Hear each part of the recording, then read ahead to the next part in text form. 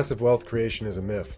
Like Matthew McConaughey says in The Wolf of Wall Street, it does not exist. It has never landed. It is no matter. It's not on the elemental chart. So we need to distinguish between wealth creation and wealth growth.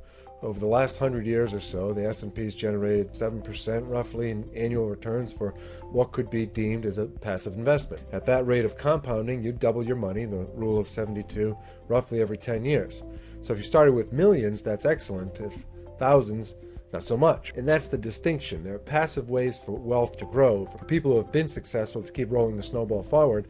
However, these aren't the same mechanisms that create the initial wealth. I'm not sure if it was Thomas Edison or Henry Ford, but the quote is, "Opportunity is missed by most people because it's dressed in overalls and looks like hard work." And that rings true. It takes an immense amount of hard work for people to create wealth. And people say, well, Stanley Druckenmiller, Warren Buffett, Jim Chanos, Steve Cohen all became rich with stocks, but that was their business. That's what they were obsessed with. That's what they spent 100 hours and continue to a week doing.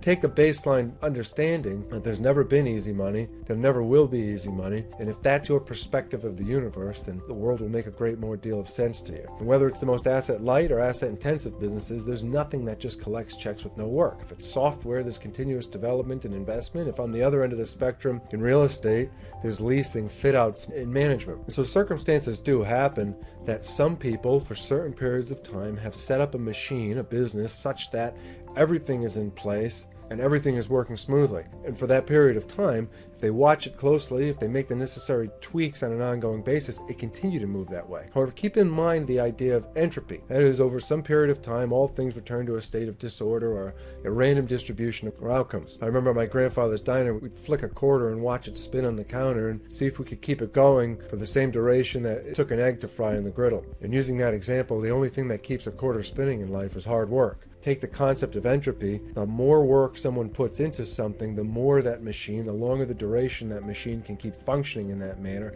the less work, the more quickly the situation will return back to disorder, back into a random set of outcomes. But take this concept of entropy as opportunistic, right? The setting of some suns allows the rising of others.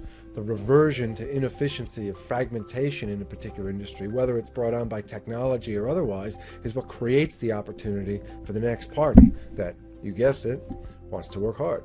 Therefore, passive wealth creation is a myth.